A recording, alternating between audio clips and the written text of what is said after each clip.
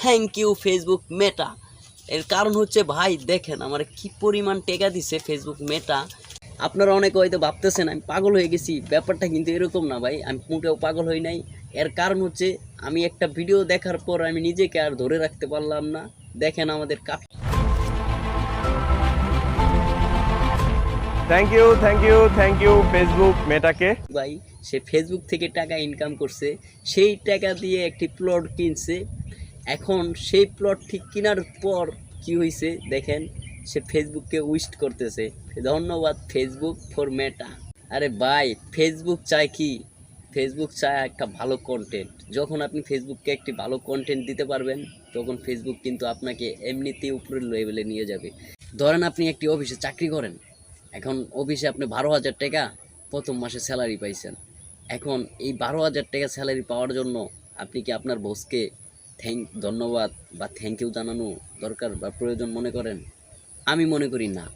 কারণ আমি চাকরি করছি, শ্রম দিছি, তার জন্য আমাকে বস মাসে স্যালারি দিছি। এখন প্রশ্ন হইতেছে আমি যাদের সহযোগিতায় এই গার্মেন্টসের চাকরি নিছি, যাদের মাধ্যমে যারা আমাকে সাপোর্ট করে এই গার্মেন্টসের চাকরি লয়ে দিছে, তো তাদেরকে ধন্যবাদ দেওয়া উচিত।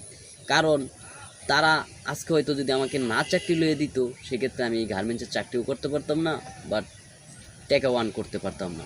তো ফেসবুক এমন একটা প্ল্যাটফর্ম যেখানে আপনার অডিয়েন্সদের ভালোবাসার খুবই প্রয়োজন। আপনি যত ভালো কন্টেন্ট তৈরি করেন না কেন, আরে ভাই ফেসবুক মেটা কাউকে কখনো ফাও বা এমনি টাকা দেয় না। বিনিময়ে তাদেরকে আমাদের ভালো কন্টেন্ট তৈরি করে দিতে হয়, আর সেই কন্টেন্টের উপর ডিপেন্ড করেই কিন্তু ফেসবুক মেটা আমাদেরকে টাকা দেয়। এটা আমাদের প্রাপ্ত ভাই, কারণ আমরা পরিশ্রম করে কন্টেন্ট তৈরি করি, তার ভিত্তিতে আমরা কিছু বেনিফিট পাই। এখানে ভাই ধন্যবাদ দেওয়ার যদি হতোই তাহলে আপনি আপনার অডিয়েন্সদেরকে ধন্যবাদ দেন, কারণ অডিয়েন্সরা আপনার ভিডিও রেগুলার দেখে বলেই আপনি টাকা আর্ন করতে পারতেছেন। আর ভাই আমি ছোট মানুষ, ছোট ইউজার, বাট আমার কথাটা আমি বললাম এজন্যই যে আমরা যারা ছোট ইউজার, যারা নতুন ফেসবুকে ভিডিও বানাই, তারা একটা অডিয়েন্সের জন্য ব্যাপক পরিশ্রম করি একটা অডিয়েন্স ধরে রাখার জন্য।